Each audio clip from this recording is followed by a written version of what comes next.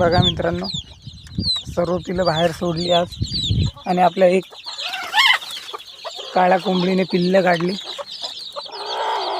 बघा किती पिल्लं काढली तिने.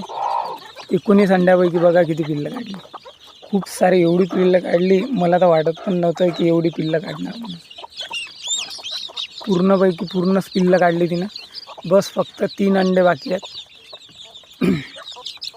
ते 3 अंडे काढले की मग तिला आपण दुसऱ्या ठिकाणी शिफ्ट करून देऊ. बघा एवढ्याशा जागेमध्ये आता पूर्ण पिल्लं झाली. आताच त्यांना खाद्य आणलं, खाता आहेत ते. आता